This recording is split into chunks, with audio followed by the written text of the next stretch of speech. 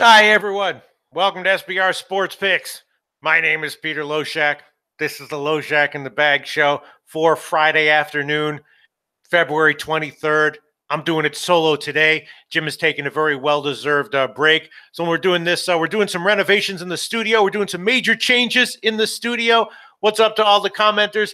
Big Dick Donnie, you guys are all I live for. Big Dick Donnie, Lonely Peter. Yes, we got some people. Yeah, we're doing this we're doing changes in the studio. The studio is going to have some major changes coming up in the next few weeks, probably for the worse, possibly for the better. Who knows what the future holds? But me and Jim are going to do our thing day in and day out, Monday through Friday, 12 o'clock, 6 o'clock Eastern time, and do the best we can. And I'll tell you what, I'm feeling pretty confident about how conference tournaments and March Madness is going to go. It's always a very profitable time in college basketball if you know what to look for. And I think we're all going to have a nice little successful run starting next week, starting very soon in college basketball.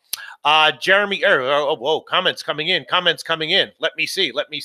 Whoa, let me see. Comments coming in. Holy cow, a lot of comments coming in. All right, let's see. Hold on 1 second. Let me just pull up everything here. Guys, I'm going solo. Guys, it's Friday afternoon. Guys, I got my coffee. This shit does not work. Provigil works. Coffee does not work. Coffee is good to give you a little bit of extra pep if you're already well rested. But as a sleep replacement, that shit does not fucking work at all. And I think we all know that. But I'm doing my best here. Let me just pull up the lines here. I did give a bunch of plays in the morning, and I did cover MMA with Andreas Hale. I'll get to that as well. The good news is that Andreas Hale and I agreed on almost every fight on the main card of UFC on Fox 28. So, I bet him. I bet the fights that we'll cover in MMA, and I'm thinking we might have an edge here. Andreas Hale been doing very well in those shows recently, and I have a long-term pretty good track record. Let me just pull up the show here. Just bear with me, folks. 1 second here, and we will get started looking at the line moves on all the plays that we gave in the morning show. Getting used to this new setup. This is just going to be for one day. I got to pull up all of my spreadsheets and everything, and of course, the main thing I got to pull up here is the comments so that I can save them to my computer, because this is what I live for. That is what I live for. Oh, shit. These comments is what I live for, and I save them, and I sit in my bed at night and look at them, and I say, oh my God, look at that. Big Dick Donnie told me he loved me on the Thursday 6 o'clock show. Oh, man. And that's what I live for. So let me just get the chat popped out here so I can save it. Pop out chat. Here we go. And we got the lines up. We got everything. Here we go. Goose is loose. Where the hell is the bag? All right, Goose is loose. Bag is right now on a little break, a little vacation. He did get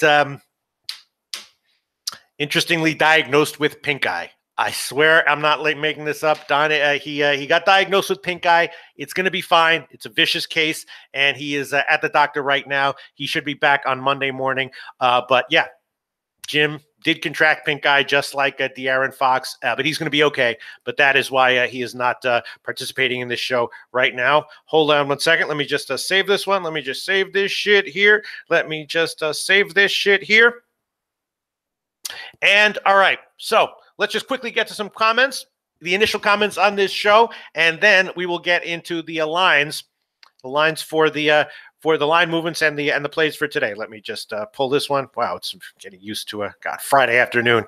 I'm not in the correct mindset. Let's see if this shit helps. This shit will not help. Coffee does not help at all. But it's all for you. It's all you got. You're gonna see if it helps. It didn't help at all. All right. Okay. Comments. Here we go. Comments. Uncroc62. Where's Jimmy? He got pink eye and he's taking the day off, but he's going to be back on Monday when the pink eye is fixed. He's at the doctor's right now. Let's see. Comments. Yeah, true. Joe D says, very true. Best way to find. Okay, so Roger T says, Shaq, just an observation. It's hard to find the day's live videos since all of them say live at the top. I don't know what these social media guys are doing. They are the masters. These guys all went to fucking graduate school for YouTube and social media and everything. So if they want the videos to all say live at the top, there's a purpose for it, and I'm sure they're right. Joe D says, very true. Best way to find it is to follow SBR on Twitter. They tweet the link out. Yes, maybe I should start tweeting the link out as well. Let's see. Other comments. Big Dick Donnie says, I was hoping for the bathroom show. You know, we might do that these next 8 weeks when there's renovations going on in the studio. Jim and I might do a show or two from an actual bathroom. That might be actually kind of cool. There are a few bathrooms with that are pretty nice here in the studio, actually. Joe D says, thank you, Pete, for still doing the show tonight. You're welcome, Joe D. My brain is fried. My brain is fried, although I am still going to hit those second halves in college basketball tonight. Well, my brain is, and I am still going to be betting the MMA card. But all right, let's see. Other comments. Jeremy M says, I missed the whole fucking early show. Don't worry, Jeremy M. I will review all the picks that we gave and review all the analysis that led us to those picks. Let's see. Comments. Here you go. Ulysses Hayes says, hey, Loshak. Hey, what's up, Ulysses Hayes. Let's see. Here we go. Jeremy M says the NBA is looking like shit today. I'll tell you right now, I'm taking a bunch of first half and first quarter overs. I feel like at this point in the NBA regular season, there can be some good value with games going over early, not necessarily full game. We did see that already yesterday, and I think there are certain games. Kale Reeves says, Pete, you have so much more to live for than the comments on these. Yes, you're right, and I will find that. I will find my way. I will find my way in life one of these days. All right, so Maylas Payless Way says, Pete, I remember when you had the clean-cut hair, full-on beard, and glasses. Yeah, I've had a lot of looks over these years. Been doing this shit for a long time. And here you go, Dogtown. Let's before we get into the lines, just want to finally read this final comment here from Dogtown. Loshak and Jimmy the Bag have me hooked. I need my daily fix. They are number one. Dogtown, thank you so much. I'm going to save that comment right there. And then we will Zach Kenkel says, get some blow. No, that doesn't work at all. That definitely doesn't work either. All right, let's see. You need to add a bar to the set. Yeah, that would be awesome. All right, let's get this money. Let's get this motherfucking money. Let me save this shit. Get this money. All right, okay. Donald Mouse says, Cavs first quarter was a money printer, but not full game. All right, so let's jump right into it. First, let's look at college basketball. I did not have a chance to look at any of the totals. Just plumb, ran out of time, ran out of energy, ran out of brain cells, so I didn't have a chance to look at any of the totals. I did bet Quinnipiac on the overnight line at -2. That line has gone down to a 1 or 1.5. Don't exactly understand why, and I don't exactly trust it. The same thing happened to me yesterday with Ryder against Monmouth, and that was obviously a loser, although I did hit Ryder on the second half money line. And as I've said many times, with college basketball, I take a holistic approach to these games. I bet the first half and the full game lines based on my handicapping with an expectation that I'm going to do something with the second half line that's going to be related to how the first half results go. And so, you know, the Ryder game yesterday was a perfect example. Yes, I lost the first half. Yes, I lost the full game, but it wasn't a disaster because I did have Ryder on the second half on the money line. And this St. Peter's Quinnipiac game is the exact same situation. I have them on the first half, have them on the full game, and depending on how the first half goes, I'm going to make a second half play, which will probably either hedge or double up on one of my other picks. And so I do take a holistic approach to these college basketball games. But you know, I gave Quinnipiac -1 in the morning show. I went with that one despite the line move, and I'm thinking about doubling up on that one as well. Let me see what the first half line is. Yeah, it's Pick'em -122. You know, screw it. Screw this line movement. Screw it. I'm going to add that one as well. Quinnipiac. First half, Pick'em -122. I bet that one. I got a better line than that earlier. The line is headed up a little bit. I'm taking Quinnipiac Pick'em. I'm doubling up on this one, despite the fact that the line has the market has made a small move in St. Peter's favor. Not a massive move at all, but it's definitely weird to see a small road dog like that get bet even lower. All right, let's see. Other comments here. I'm just scanning. Let's see. Punisher says, thoughts on Wild? No Lundqvist. Looks like puck line play. Yes, Punisher 23. That was already a pick that Jimmy and I gave in the morning show. I took him on -1.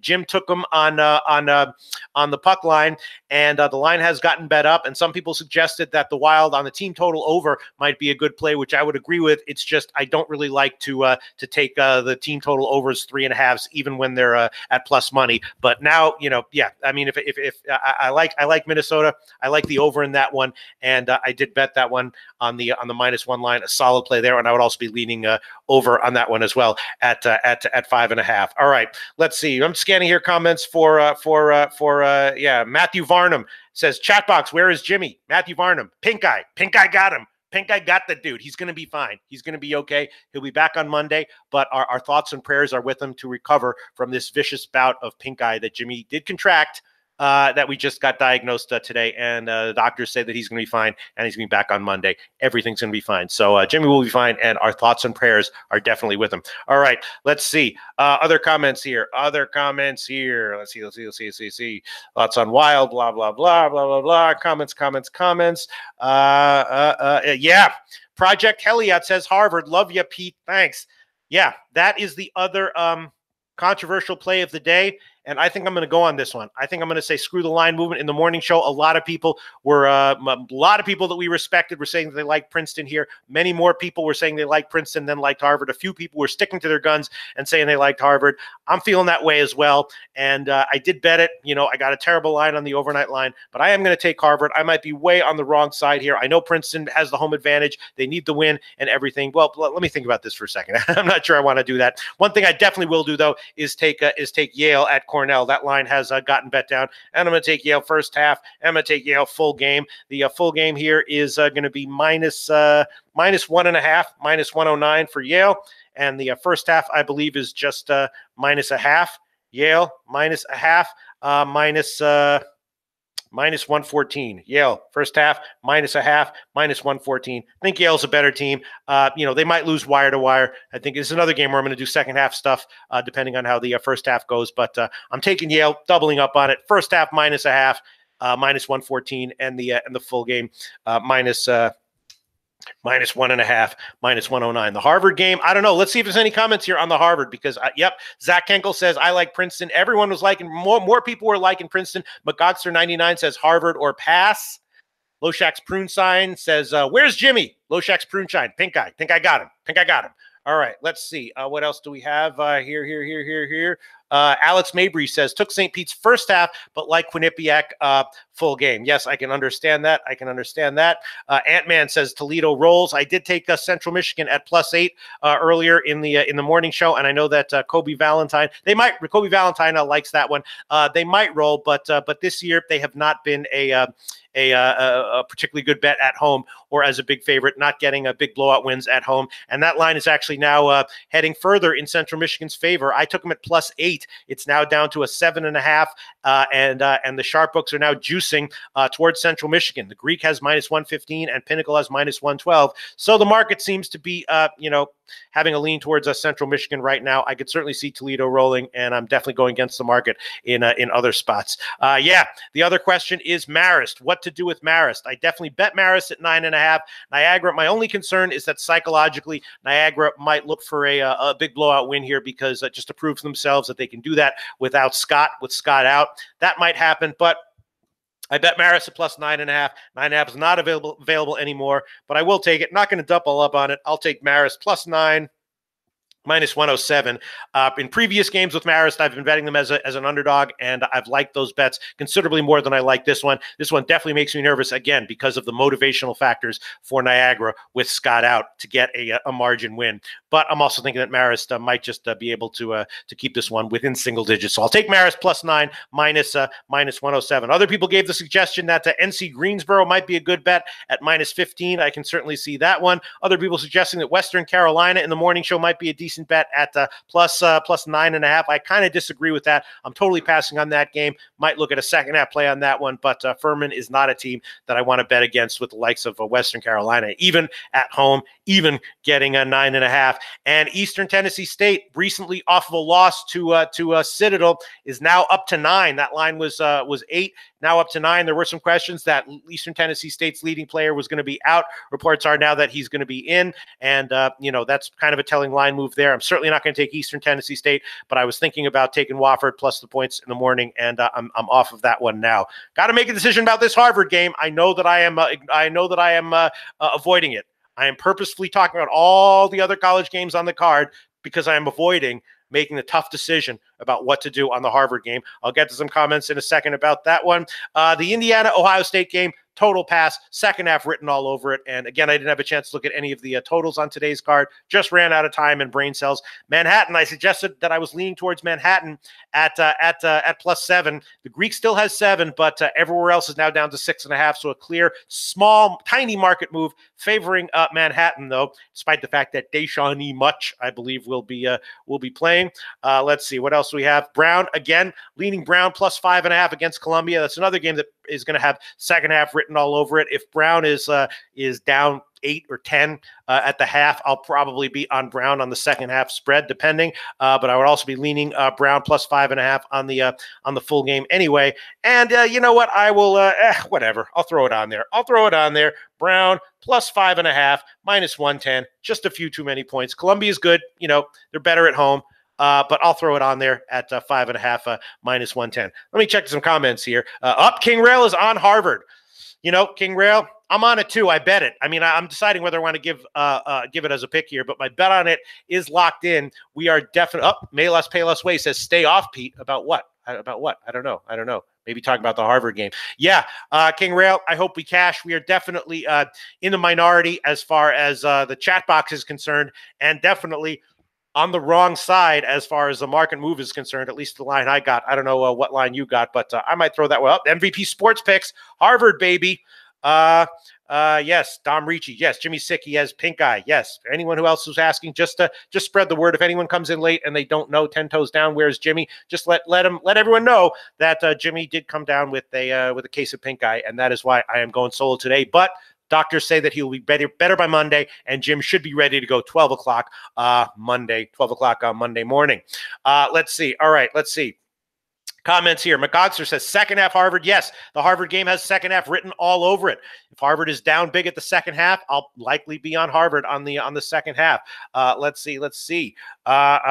Spread King Dingaling says you have to grow your chops, Pete. You grow your chops to your stash, Pete. I'll pay you. All right. Maybe we can work something out, Spread King Dingaling. Won't cost that much money because it's almost there anyway, but we'll work something out. We'll talk about this off camera, Spread King Dingaling.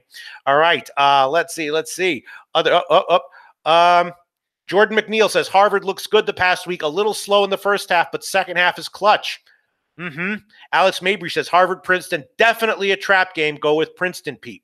All right. Okay. Let's see. Other comments here. MVP Sports Picks likes Harvard. Yep.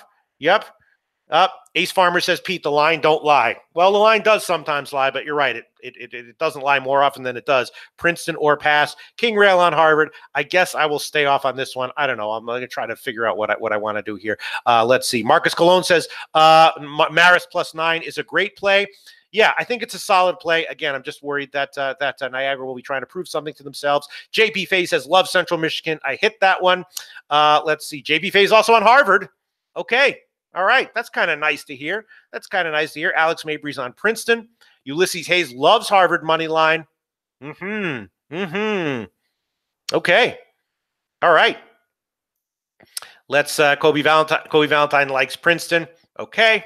All right. Comments. Okay. Mutt Beast. Is Mutt Beast here? Mutt Beast says Rhode Island rolls. That may be the case. The line has certainly taken a significant move in Dayton's favor, but you might be right there. Up. Ulysses Hayes says, I like Niagara RL. What does RL mean, Ulysses Hayes? Run line? RL. What does RL mean? I've been in gambling for 20 years. I don't know what RL means. Ulysses Hayes, tell me what RL means if you can. All right, let's see. Antonio Jones says Memphis is whooping Cleveland tonight. Bron going to be crying again tonight. That may be the case.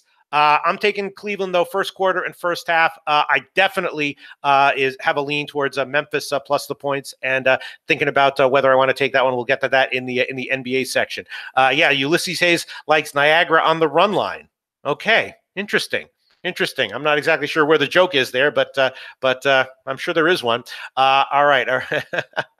Native Queen says, tell Jim to use his piss for that pink eye. Will heal overnight. Native Queen probably knows about that. I thought pink eye was just something that only kids get. Little kids in like first grade and shit. But all right. Jim Bean, is Ball State a lock, Pete? I don't know. I'm staying off that game, although that's another one that has second half written all over it. Jim likes Ball State and did take him at -4. The line has not moved since Jim took it at -4. Now I'm being reminded of the feeling of when I used to do shows by myself, although I was the Friday afternoons were always the most scatterbrained out of those shows. All right, so let's see. Up. Scott Sendelback likes Ball State -4 against Western Michigan. He says, grab it before it goes up.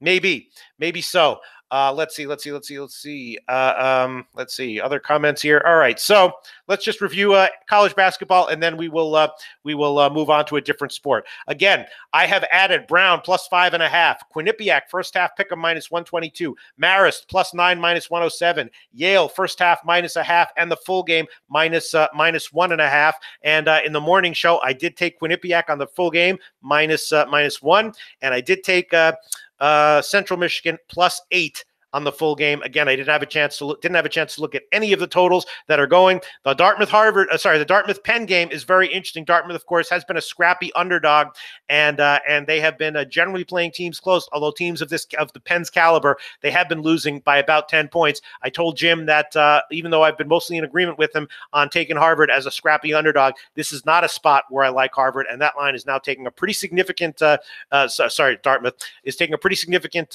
move in Penn's favor. It's now up to 12.5 at Heritage and Bookmaker, up from where it was in the morning show, where it was at 11. So some pretty solid money coming in on Penn, driving that line up. And the Rhode Island game is now also headed up a little bit. That's now up to 11. It's down to I think 10.5. Not exactly sure how low it went. Let me see, how low did that one get? Yeah, it only got to 10.5, but it's now coming back up to 11. So that might be an indication there that that Rhode Island might roll.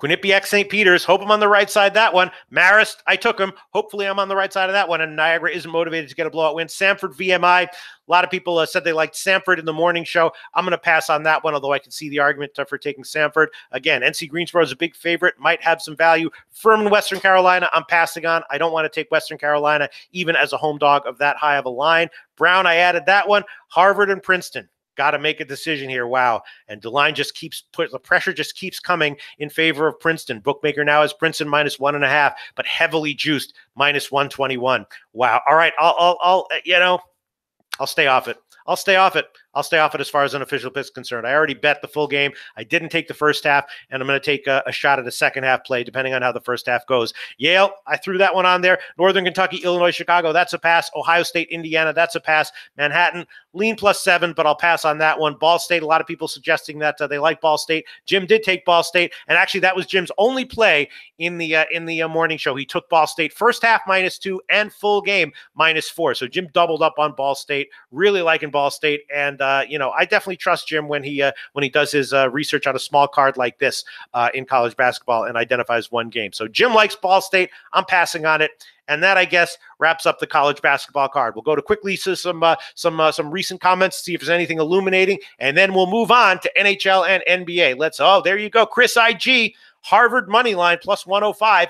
Big Dick Donnie likes Harvard. Alex Mabry says Harvard is all public bet talk, LOL. Mutt Beast says Harvard. Mutt Beast likes Harvard. I'm going to do a quick comment save here. Anytime I see Mutt Beast's name, I'm reminded to save the comments so I can read them for later in case I miss anything. Mutt Beast likes Harvard. Breaking news. Mutt Beast likes Harvard. Alex Mabry is completely dismissive of that. Anyone who likes Harvard is all public betting. All right, let's see. Dom Ricci says, just watching the line movement makes me take Harvard. Austin Geist says, what's up, Pete? Reminds me of the early days when you were capping baseball solo. Hell yeah. I used to do that. I'm fucking going to do this till I drop dead.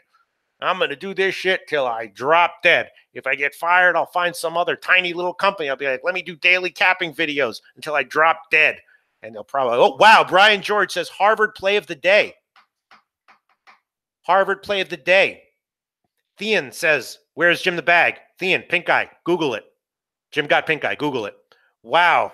Raynell Warren says, MLB, Pete, are you capping? Yes, of course we'll do MLB, not in the exhibition games, at least as of right now. We might start doing that. Now, who knows what the hell's going to happen next week. But no, for the Friday MLB games, I did not cap them or bet them. All right, let's see. All right, comments here. QQQ Wilson says Manhattan against Iona. I was leaning Manhattan +7. I did make a small bet on that one, and I'm going to have a look at the second half lines when that comes out. And one of our best college basketball handicapper commenters, -110 Nostra Tota, said, watch out for Manhattan in the MAC championship game. watch out for Manhattan in the MAC championship game. He says they're great at rebounding, and that will bode them well in the conference tournament. Championship game, conference tournament, not championship game. It's Friday. Sorry, guys. Watch out for Manhattan in the MAC conference tournament, he says, because their rebounding will serve them very, very well. And I think he has a good point there. And I definitely bet Manhattan a little bit +7 against Iona. But there you go. Antonio Jones says, no, sir, Iona is a beast at home. Yeah, I wish I was getting a few more points, but I think, and then, Alex Malbury says, love Indiana at home. Okay, let's see. Other comments here. Tobias Mickle says, appreciate it, Pete. Don't ever stop, man. We're holding you up to it. Thank you so much. Appreciate that comment, Tobias Mickelson. And I'm going to do another save here just to make sure I get that comment saved. All right. Let's see. Wow. Brian George, Harvard play of the day. Jesus Christ. Kyle Gates says Harvard covered the spread 80% in last 5 games as an underdog. Yes, that's why we're all looking at this line and scratching our heads, because Princeton's been terrible ATS, losing by big margins against the spread game in and game out over the last 6 or 7 or 8 games, and Harvard one of the top teams in the Ivy League. So why is Harvard such a small road favorite on the opening line, and then big money comes in on Princeton, driving them all the way up to -2? Probably because someone knows something. Someone who's good at knowing things knows something, and that's probably smart money. But we'll see how it turns out. We will see how it turns out. Mutt Beast says Ball State best bet of the day. Awesome. Mutt Beast, Ball State best bet of the day. That is also Jimmy the Bag's best bet of the day. Jimmy, the great minds think alike. Mutt Beast and Jimmy the Bag in what's that word? In synchronicity here on Ball State. Mutt Beast and Jimmy the Bag possibly have some brains that are entangled quantumly. Let's see. Okay. And all right, let's move on. That's it for college basketball. Now let's move on to the small NHL card, where Jimmy and I did have a bunch of picks and we were in agreement. The small NHL card. Yes, Jimmy the Bag and I both took Minnesota. Jim took them on the puck line. I took them on the -1 line, and that line has moved in our favor since we took it in the morning show. I assume that's because Lundqvist has been confirmed out. But really, whether Lundqvist was in or not, that was mostly a play on Minnesota playing well, having a good roster, maybe underachieved a little bit on the road, and now in the process of sweeping these New York area teams. So Jim and I were not afraid to take a big road favorite line on Minnesota in that spot. Rangers are just, a team kind of in disarray, in free fall. So we see a better roster with Minnesota, and we see definitely a motivational edge here for Minnesota as well. And so we were not afraid to take Minnesota as a big road favorite in this spot. I do think that we're right on that one. I think that this is a spot where it's okay. It's not a trap to take a big road favorite like that. Pittsburgh against Carolina. Jim's been saying to ride the Pittsburgh train, and as soon as right around when Pittsburgh started to win game in and game out was right around when Jim started to say just take them every game and just blindly, and that has been a big part of his recent success over the past 3 or 4 weeks in NHL. The thing about Pittsburgh, though, is that in their recent success, it's all come at home. They're 11-0 at home in their last 19 games, but their 8 road games, they were just 4-4. So, it's a much better to take shots with Pittsburgh, even as a big favorite at home, than to take them on the road here. But Jim and I both agreed that Carolina is vulnerable enough and the line is low enough that we did take them, and the line has gone up a little bit since we took them in the morning show. Jim took Pittsburgh on the puck line. I took Pittsburgh on the old -1 line, and I also threw on the Pittsburgh team total over at 2.5 at just -140, and I did bet that one as well. And I actually think I like the Pittsburgh team total over play a lot more than taking Pittsburgh -1, but I think it's a solid play, and I'm definitely on it, and Jim is on it as well. Winnipeg, St. Louis, I believe we both passed on. Jim did take San Jose over Chicago with the goalie change for Chicago. Jim took San Jose. That's an interesting play. I'm staying off that. I still have a lean to the under on that one, and I bet that one at 5.5 -108 in the morning. And despite the news in goal, the total on that one has gotten a bet down a little bit. That is now down to not really. It's still -108 at Pinnacle, but about 115 other places. The Greek has -110. And then the Vegas Vancouver game. Some Canadians that I know online think that this is a spot where Vancouver either wins or loses in overtime. But Jim thinks they're too banged up, and this was a pass for him, I believe. Let me pull up the NHL spreadsheets where I track all these picks to make sure that I'm not saying that Jim had plays that he didn't have. Let me pull up these spreadsheets. Sorry, just let me pull up the spreadsheets for a second. Pulling up the spreadsheets. Open. Give me a second. Give me a second. Pulling up the spreadsheets. Open. Pulling them up. Pulling them up. Hold on one second. Let's get to some comments while these spreadsheets are opening here. Dom Ricci likes the over in Minnesota. I like that one as well. I think I might add that one. Let's see. Antonio Jones says, yeah, I'd take that Blues line. Austin Geist says on the over in the Vegas game. Okay. They might be too banged up, though, to contribute. Vancouver, that is. Let's see. Yep, Jeremy M. likes Minnesota puck line and the Vegas puck line. Only puck lines for me, and the San Jose money line. Jim's on the San Jose money line as well. Mr. Cloudkick says Sharks get it done tonight. T-Dot says Rangers sitting Nash for trade interest. Yeah, I mean, when all these guys are sitting, that's when a team can sometimes have, surprise value out of nowhere as a big underdog. But I think Minnesota is good enough and in a motivational, a positive enough motivational spot to like it. Cody Valentine says, just remember, boys, it's Friday. Crazy shit happens. That is absolutely true. Let's see. Other comments. SJ Shark Ruiz likes Quinnipiac -1. I hope you're right because I definitely bet that one. Mutt Beast comes in and says Pens all day. And then right after that, Rangers suck. Could not agree with you more, Mutt Beast. Pens all day and Rangers suck, which does not necessarily mean that they're a great fade if the line gets high enough. But no question, I completely agree with that sentiment. Rangers suck.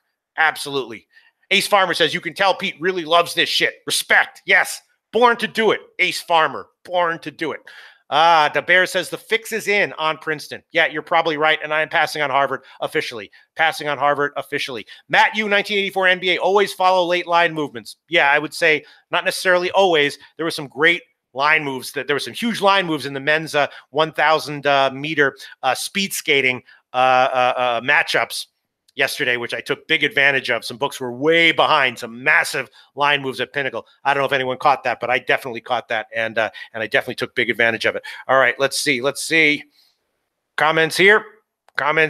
All right, okay. Better Broad says, Pete, let's drink some moonshine. You got it, Better. This shit doesn't help, but it sure as hell tastes good.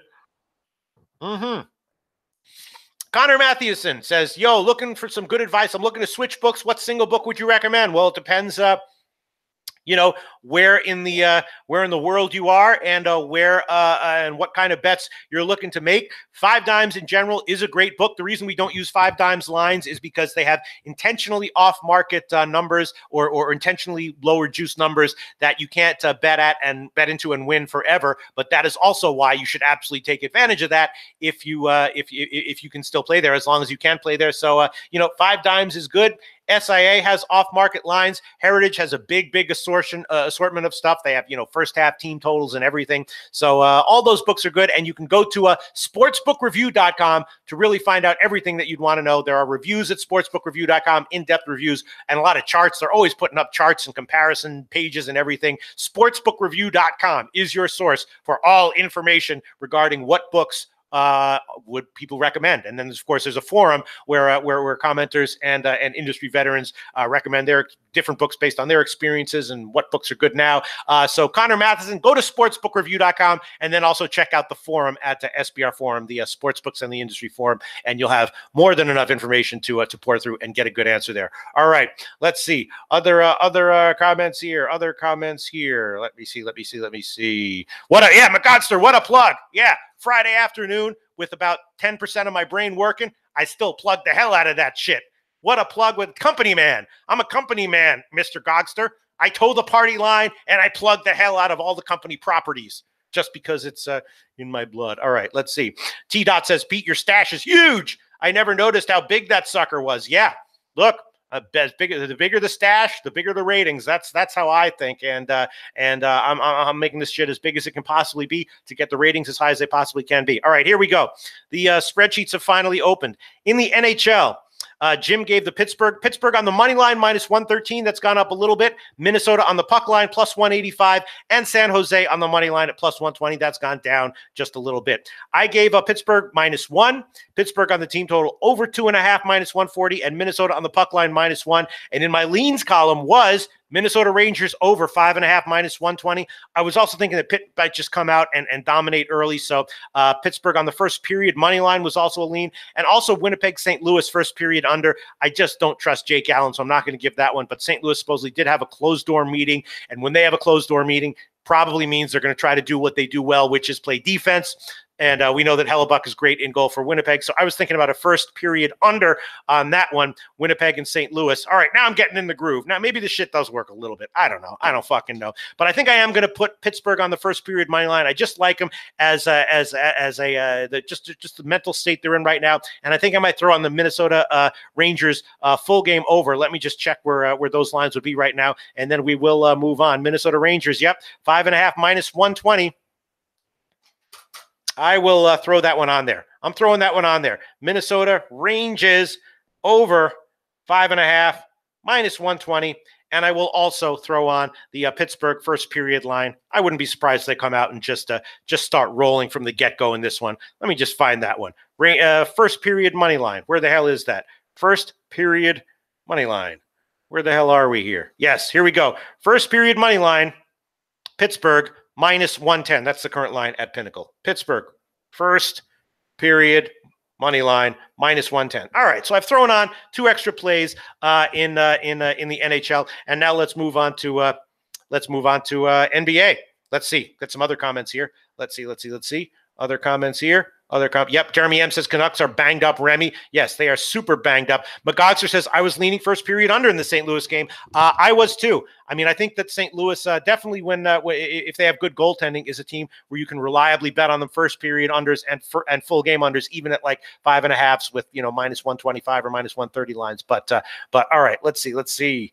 All right. Okay. All right. And Dom Ricci says Minnesota first period. That looks like a nice play as well. All right. Let's see. Yes. Triple Beams 3. SBR hires up. Take note. Thank you so much. Triple Beams 3. Really fucking appreciate that, man. Really fucking, they don't give a shit. That's okay. As long as you guys take note, that's what I care about. All right. Let's move on to NBA. Let me do a quick comment save, and then we will move on to NBA. Wow. More comments coming. Mutt Beast. Ha ha ha. Mutt Beast says bullshit. Harvard wins.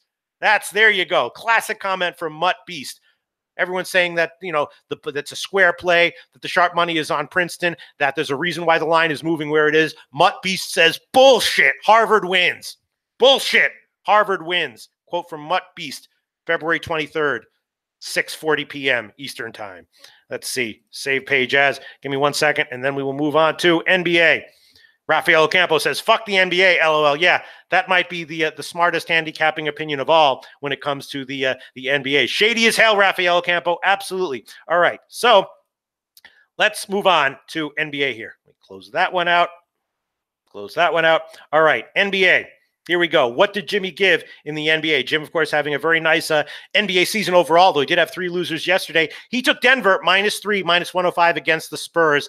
I have no opinion on that one. No matter who's in the lineup for the Spurs, it always makes me feel nervous to bet against them. But Jim likes Denver here. I certainly don't, think there's anything wrong with it, but I also am not going to tail it, and I definitely don't endorse it. I hope Jim cashes, and that line has not moved at all. -3, minus 105 is what he got. He also took Cleveland on the first half, -2, minus 115, as did I.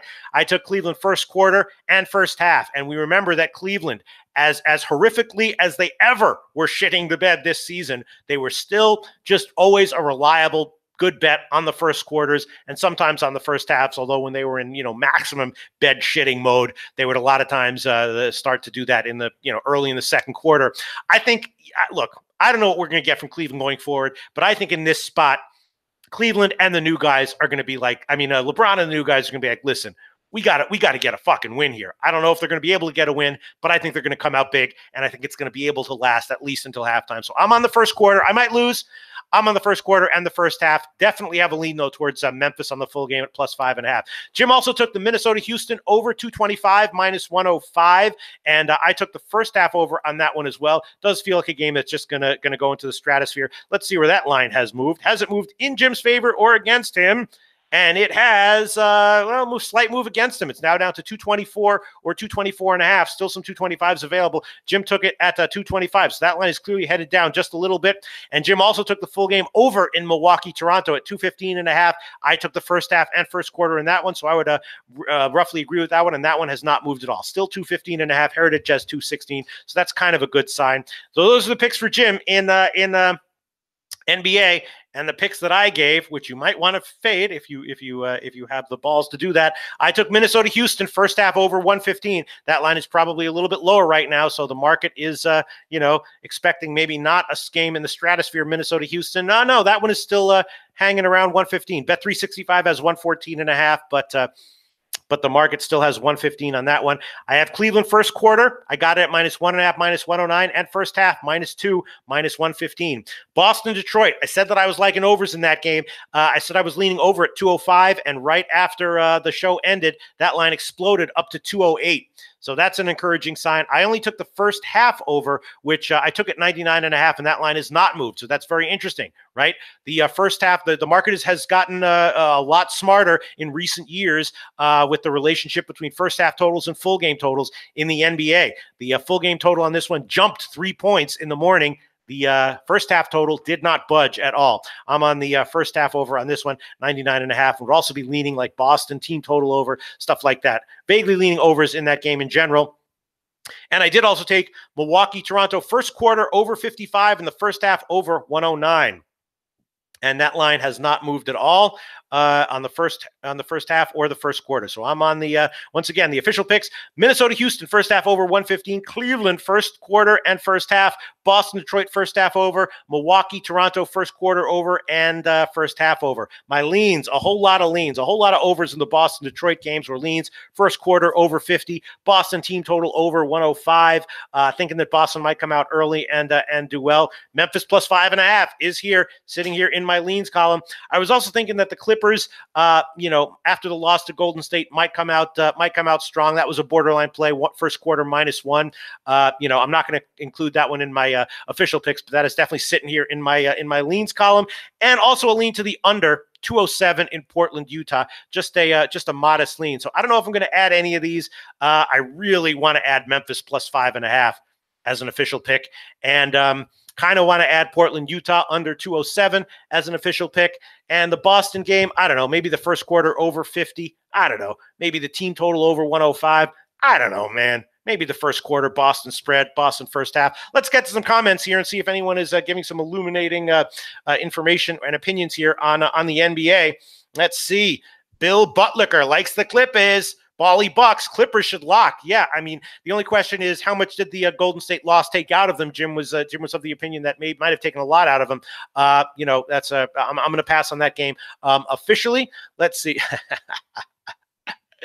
Kobe Valentine got jokes. Loshak looking like a telemarketer who hasn't made any sales and is banging his boss's wife with that headset on. Short list for comment of the day there for Kobe Valentine. Yeah. I wish I had enough brain cells right now to do a telemarketer impression, because I can do a nasty one. It's just right now my brain is fried, and what little brain capacity I have left is going entirely towards handicapping right now. So I'm not going to do my impression of a telemarketer, although maybe in the upcoming weeks we will do that if we're doing these kinds of setups for our shows with the studio under construction. All right, let's see. Tomarino Tomor says, I think it's very hard to bet unders coming out of the break. Everyone has fresh legs. Yeah, especially early in games, Tomarino. And that's what I was thinking as well.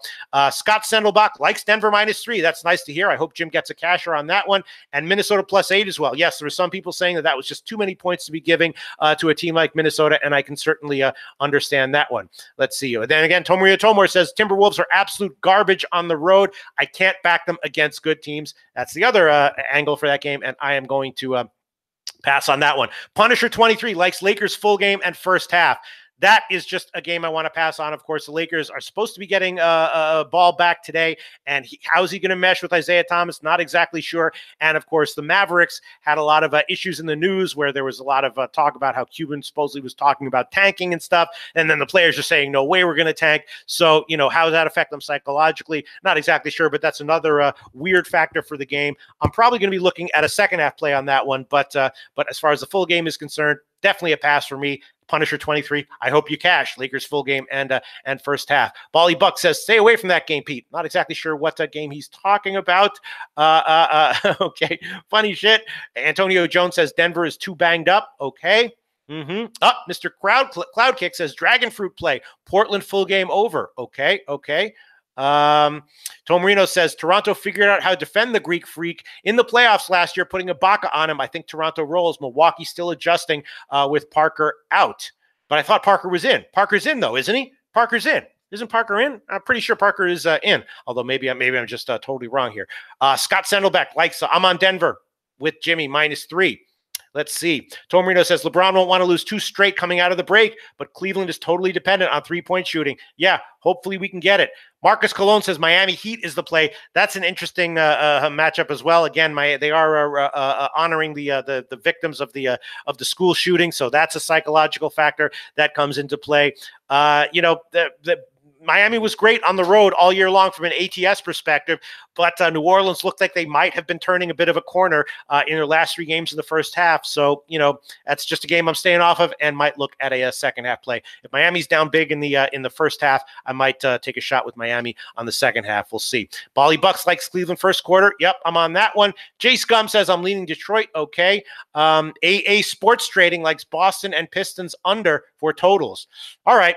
Line has taken a market move to the over on that one, and I did take the first half over. So there you go. Let's see. Small thrill, like in first half overs in NBA. Nice.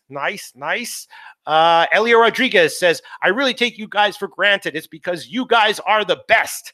Don't know who he's talking about, but I assume he's talking about me. So thank you very much, Elio Rodriguez. I really take you guys for granted. It's because you guys are the best.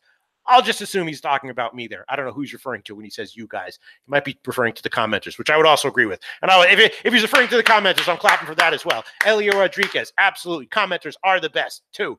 All right, let's see. Comments. Oh, shit. Atlas 901 Oop Party says, Pete, keep doing your thing, brother. You know your shit, and you stay on point like a #1 pencil. Great show. Keep up the good work. Thank you so much. Atlas 901 Oop Party. SBR higher-ups, SBR ownership, SBR brass. Take note. One more time, I'm going to say it. Take note. All right, let's see. What else do we got here? And now we're back in the NHL segment. All right, let's see. McGogster, anything on the second half on the Mercer game, Pistol? I'm not going to look at that one. I tend to ignore Mercer's second. I mean, I could look at it right. Sure, well, fuck, I'll look at it right now. It's just normally when I look at second halves, that's when I pass things over to Jimmy the Bag, and Jimmy the Bag, does his excellent analysis on all sports, really, but especially the pro sports.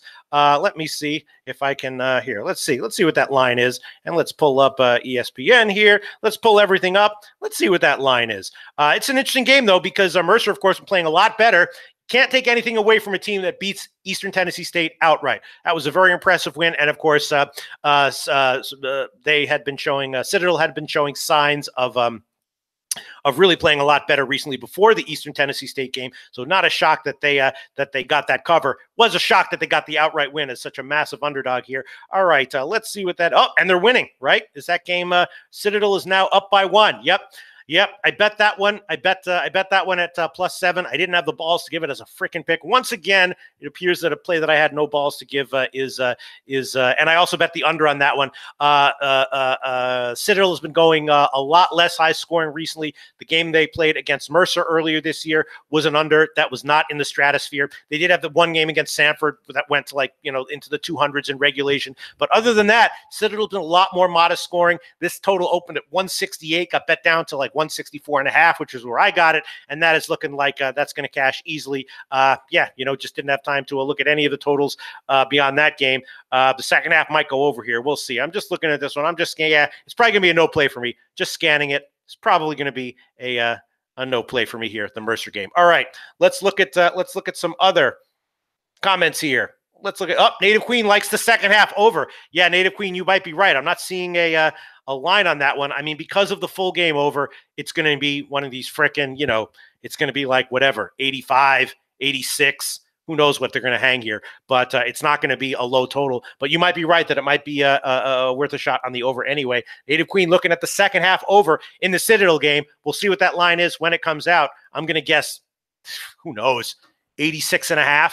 That's what I'm going to guess. 86.5, maybe 85.5. We'll see. We'll see when it comes out. Magzia says, Pete, do you like Furman tonight? No. Who's Furman playing again? Just refresh my friggin' memory. I can't remember. Who the hell is Furman playing tonight? They're minus 9.5 at Western Carolina, right? That's the Western Carolina game, right? Let me just find it. Where the hell is it? Where the hell is it? Yeah. Do I like Furman tonight? I will tell you, if you gave me a free bet on that one, and I had to use it on the side, I probably would throw it on Furman at minus 9.5 over Western Carolina plus 9.5. Western Carolina has been getting blown out. They're not really that competitive right now. Furman is a quality team. In most situations, laying that big of a number on the road in college basketball is a treacherous thing to do. But they do cover sometimes, which is why, the ATS record of 9.5-point home dogs in college basketball is not 100%. It's, whatever it might be, 55%. There are road favorites that do cover, and I feel like this is one of the spots where Furman is probably the side with the advantage there. I didn't bet it, but I definitely am liking Furman over Western Carolina. Okay. Let's see. The Kilted Chimp says, Pete, I swear you were the NYC cab driver in 1998 that threw me out of your cab for blowing chunks on the bad seat. Yeah, I would do an NYC cab driver impression now, but I can't do that because in 2018 it could be construed as borderline racist, and I will not do that. I am keeping up with the times with my comedy, and I will not do an impression of an NYC cab driver from 1998 right now, even though I definitely could and have. And do sometimes still do those kinds of impressions when I'm all alone in my room and the doors are sealed shut and the windows are sealed shut. So no one can secretly take me doing it. All right, let's see. What else do we have here? McGogster saying, you really can't beat this show. Thank you very much. SBR ownership, take note. You cannot beat this show. It cannot be beat. All right, let's see. Other comments here. Let's go to other NBA stuff. We are going to get to MMA in a second. I'm going to get to MMA once we wrap up with our final thoughts on NBA here. So again, my thoughts on this card going down the line. Boston Detroit's an interesting game. Some people have said that they like the under on this one. The market clearly took a move to the over from 205 to 208. I was leaning over anyway, and I think this one has second half written all over it. If Detroit is down big on in the first half, probably looking to take Detroit on the second half. And I did make the first half over 99.5 an official bet. Atlanta, Indiana didn't have an overnight line. I did not get a chance to look at that one. Jim was borderline about to take Indiana minus 7.5 in the morning show. He wound up passing on it with some advice from commenters, and that is now down to 7. So we'll see how that one turns out. Charlotte, Washington, pretty impressive what Washington's doing. I think that might be for real, but that's going to be a pass for me. Milwaukee, Toronto, I'm hoping we do see buckets here because I took Toronto first quarter over and the first half over. I know that Toronto knows how to defend the Greek Freak, but hopefully, there will be excitement and scoring in the first half here. As far as spread's concerned, very tough. Very tough. Toronto, obviously an awesome team. They were rolling at the end of the first half, just winning game in and game out and scoring a ton. So maybe just the Toronto team total over might even be worth a shot. But I'm taking Toronto first quarter and first half on the over. Cleveland-Memphis game. Yep, it's now down to 5. There are now no 5.5s available. I really want to throw on Memphis here, +5. I gave Cleveland first quarter and first half as official plays. Jim took Cleveland on the first half as well. Miami, New Orleans, that's interesting. Wow, that game is now down to 2. It was at 3 when it opened, and now money coming in on Miami. That might be a nice way to go. I'm passing on that one. Minnesota, Houston. A lot of people debating whether or not there are too many points being given in this one. Market seems to be thinking that it's not going to be quite as big of a shootout as initially thought. Opened at 226. Now it's down to 224 or 224.5. But I took the first half over at 115, and notably the first half total has not gotten bet down as the full game total has. Denver. Controversial game there. Jim likes Denver -3. A lot of people in chat agreeing with him. Other people saying that Denver is very banged up, but Jim did his research and he likes Denver -3, and I would trust him on that one, although I'm not going to tail it. Clippers Phoenix, huge move to the over on that one. It opened at 224. Jim was like, I think I might take the over on this one. By the time he said that, it was already up to 228, 228 and a half. Now even that's not available, just 229, 229 and a half. That was too rich for his blood, so he passed on that one, but clearly a big market move to the over, and I'm going to hold off on that one as well. Portland, Utah, interesting game pass for me. Dallas Lakers, again, we have had some opinions that the Lakers are a good bet in this game, and they may well prove to be. It's a small spread, but just so much uncertainty and so much kind of wackiness surrounding this game that I'm going to pass on it, although, of course, I'll have my eye out for anything on the second half. Let's quickly go to some comments. Latest comments on the NBA, and then we'll talk briefly about MMA, and I will recap what Andreas Hale and I discussed in our preview of UFC on Fox 28 coming up. Let me just quickly check the second half here. Citadel line, the second half total is 86. Yeah, like I thought. So, Native Queen said she likes the over. She said that before the total came out. Now it's out 86. I assume that she would still like it at 86, and she might be right there. Again, a little too rich for my blood, and Citadel has been going much more modest scoring most games, although they can clearly ramp it up at any time and be the Citadel of old at the drop of a hat.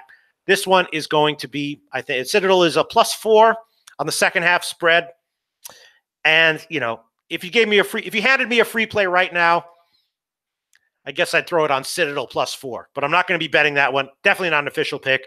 But if you handed me a free play right now on the second half lines, side or total, I'd throw it on Citadel +4. That's what I would do. But I'm not even going to be betting that. So, that's definitely not an official pick. All right, so that does it for Mercer and Citadel. Let's get some comments, and then we'll move on to MMA. Let's see. Timur Sergaliev says Rockets play of the day. Okay, hope you cash. I'm on the over on that one. And Melas Pelas Way says I locked up Andrade last week. That's interesting. I'll tell you what Andreas had to say about that one. We will talk about it. Hopefully you got a good line here. All right, let's see. Comments. Oh, people are already talking about oh wow, Magod's saying that the over under was 87.5. So that's what must have been where it opened. It must have gotten bet down. Okay. Let's see. Right. Let's see. Comments. All right. People are also talking about, people already talking about MMA. All right. I guess we should just pass, just move on and wrap it up on the NBA. And Brent Brooks. Oh God, look at this shit. Look at this comment from Brent Brooks. You know what? Higher ups, SBR brass, SBR higher ups, and SBR ownership. Don't take note of this comment. This is just between me and Brent Brooks. Brent Brooks with a comment says, "Love you, Pete." Thank you, Brent Brooks. SBR higher ups, SBR brass, SBR ownership. Who cares? Don't take note. Don't take note of that comment. That's just for my heart right there. Brent Brooks, thank you very much. All right, now let's move on to MMA. Let me just do a quick save of these comments, and then we will move on to MMA because Andreas Hell and I did agree on a bunch of plays on the main card, and I'm kind of liking it. All right, let's see. Yep, there you go. Native Queen says, damn, that 86 is too high. I was hoping for 82 or 84. I like the under at 86, and I would agree with you, Native Green. Yeah, and the reason that and I can tell you a little bit about NBA basketball second halves in general, especially college basketball second halves. The reason there can be value, the reason I do well with them is because they are formulaic. If you noticed, I nailed exactly where that total would be. And the reason that total was so high is because the full game total was so high. So when you have a full game total that high, but then the first half goes a certain way, they're not going to adjust the second half total based on how the first half went. They're going to set it right where they would set any total where the first half was a certain, result and the closing line was a certain result. And so you knew you were going to get a really high second half total on that one just because the full game total was just so high. Now, clearly, the full game total was just set way too high. It opened at 168. I don't know where it closed, but it was bet down to like 164.5 or 165. So, probably the second half total, when something is that stark, is also probably going to be set, too high because they're just not in the business of making radical adjustments on the fly like that. The second half numbers in college basketball and in the NBA are very formulaic.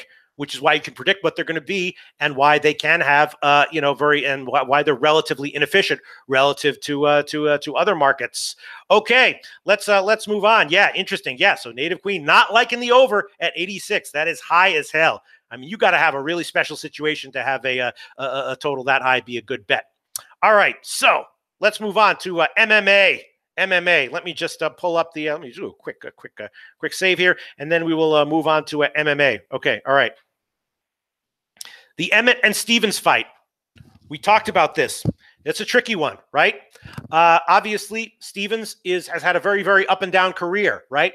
My estimation is that the current up that Stevens is on is a little bit more fundamental and sustainable than his past ups, and that he's not as likely to drop down and to have a regression as we've seen from him in the past. He's a lot more of a disciplined fighter. He's a lot more of a strategic fighter. He's got new coaching, which I think is paying good dividends. And Emmett, yeah, he caught Lamas with a nice punch, but that was still just one punch. His other fights in his career leading up to this fight were, they were nice. But Stevens has been around. He's been through it all. He's done it all. He's seen it all. And the line is not that high. And I was starting to think that Stevens at minus 160 might be a good bet. And Andreas Hale agreed with me. We both gave Stevens at minus 160 as a play. Now, if you read around the internet, there's a lot of respected analysts who say that Emmett is a live dog here, and he may well be. The question is, what odds should Stevens be here? My guess is that he should be something closer to minus 200. So I think Stevens is a decent play. And we also took the over 3.5 rounds at plus 115. Now, that one is a little bit iffy as well. But again, Emmett's going to be cautious. He a lot of his previous fights, went the distance. He's going to be respectful of Stevens. And again, Stevens he's less of a bull in a china shop than he was earlier in his career. He's being a lot more strategic, a lot more careful, a lot more calculated, playing more three-dimensional chess, 4, 5, 6-dimensional chess inside the octagon. So I think that we might see, Emmett has some cardio issues. So I didn't want to take the fight going the distance or Stevens by decision, because I definitely think it's possible that we could see like a 5th round or late, 4th round finish by Stevens. And I wouldn't have taken that line if it was a favorite line, but at plus 115, I made that one an official pick, and Andreas Hale agreed with that. So we both took Stevens minus 160 and the over 3.5 rounds at plus 115 as official plays. Those are both a little bit borderline, but we both like them, and I think they're solid, and I am going to bet them. Let's see. Triple Beam says, Jeremy Stevens is a bull. You don't have a sparring partner that can imitate this guy. I agree with you. I mean, we've seen recently fighters who were like clearly above the level of the fighters that they were facing, but who had, a bunch of losses recently be just undervalued. I mean, Machida had a couple of losses in a row, and all of a sudden he's a big underdog of plus 200, which in retrospect was totally unwarranted. It happened with someone else recently. I can't remember who. Oh, yes, Cerrone. Of course, Cerrone. And I said that one. I was like, listen, Cerrone. And I said Cerrone inside the distance is the way. And I did bet that one. Cerrone inside the distance is probably a good bet here, because even though he's been losing recently, he's just a level above. The guy's taken too big of a step up. And Stevens has not been losing recently, but if you look at his career, he's inconsistent. But I just think that and Mehmet might prove himself to be better than Stevens in this fight. But I think the percentage play is with Stevens, that Emmett is maybe biting off a little bit more than he should be chewing at this moment. So I took Stevens. That does it for the yep. Bill Butlicker says Emmett is a dark horse. Stevens at this point is a gatekeeper. I think that's true. Yes, Stevens is a gatekeeper, but it's not a big line, and it's going to be a tough challenge for Emmett. So Bill Butlicker says Emmett's going to take him down all night, just like Blades. Bill Butlicker says Emmett's a better wrestler. And look, you might be right. Bill Butlicker, you may be right, and Andreas Hale and I may be wrong. And again, if this was like, around minus 200, I wouldn't take it. But at just minus 160, it was borderline enough for me to take it. All right, moving on. The next fight that we handicapped, let me pull it up, was the Tisha Torres fight. I'm staying off that one. But Andreas Hale thinks that Tecia Torres is getting a little bit disrespected, and he actually took Torres by decision at plus 375. Now, if you know how Tecia Torres fights, you know that if she does win this one, it's very, very, very likely to be by decision. So taking Torres at plus 250 is I'm taking Torres by decision at plus 375 is probably a much better play or much less bad play than taking Torres just to win outright at plus 255. I don't want to bet against Andrade. She is a friggin' beast, and she, of course, comes at you with a vicious, high-volume assault, and it's just terrifying. And I'd be wanting. Whoa, what the hell was that? I'd be wanting to get like what the fuck is going on here? I'd be wanting to get like plus, let's say 500 at least before I'd feel comfortable betting on Tecia Torres. But she's a talented fighter. There are some blueprints for how you deal with Andrade, and maybe she can pull it out. It's a pass for me, but Andreas Hale thought the Torres by decision at plus 375 was worth a shot, and I would not necessarily disagree with that, but I'm certainly not going to be betting that fight at all. But that was Andreas Hale's take on it. Let's see if anyone's commenting. Yep, Jeremy N likes Andrade. Bill Buttlicker says Andrade is the female version of Lineker. Okay, all right. Let me see.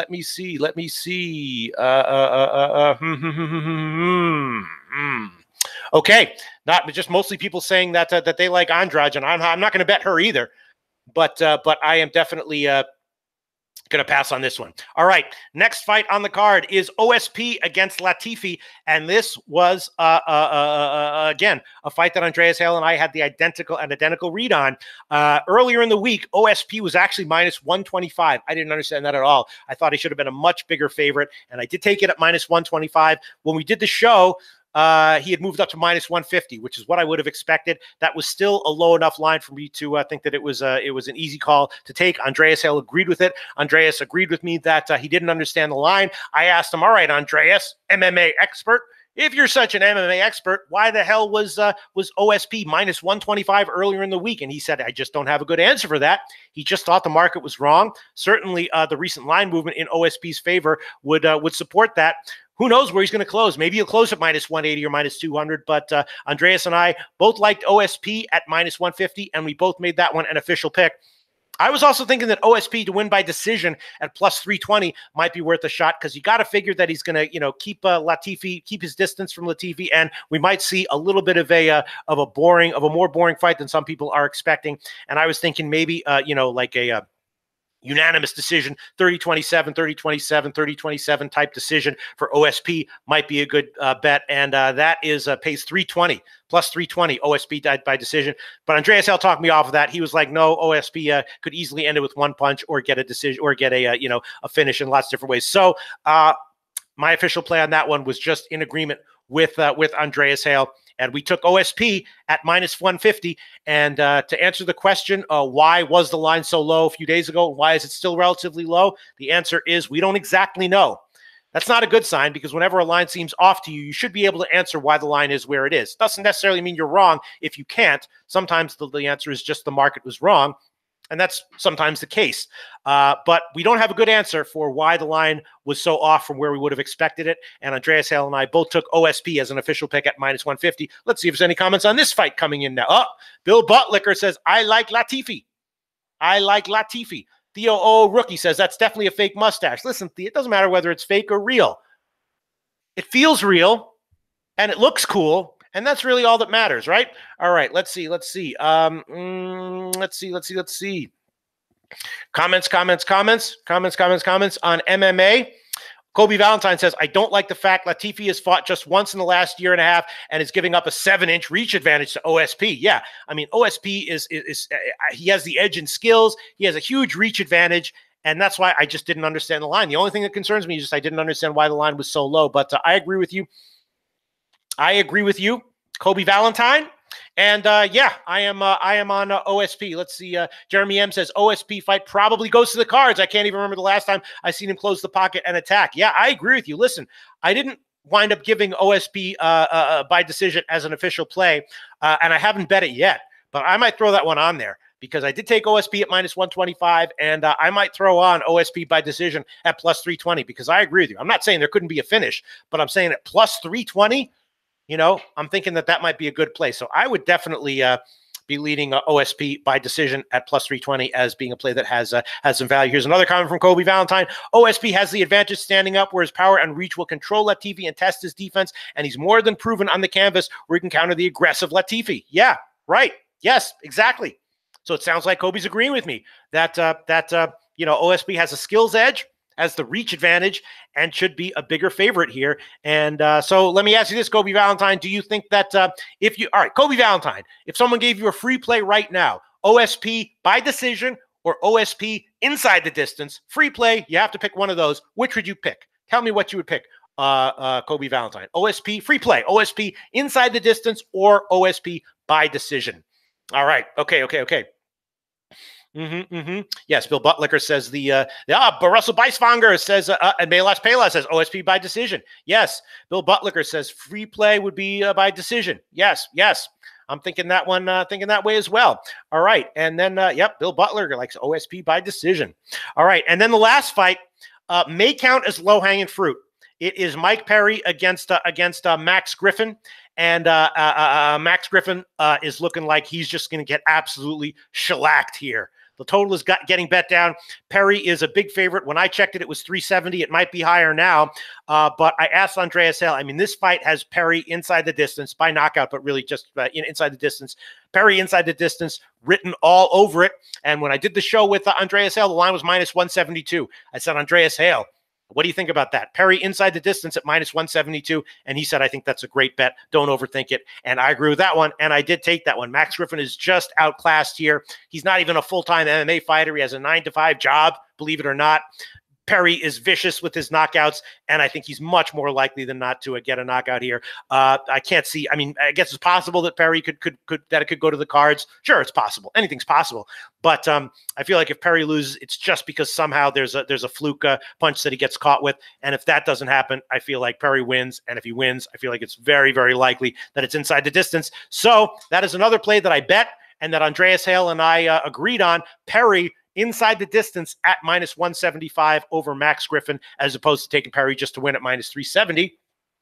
Bill Butlicker says, like Perry in second round knockout. Yeah, I mean, if you want to get cute and try to get even better odds, you can take like first round knockout, second round knockout, third round knockout. I like just to keep it basic, inside the distance or by decision or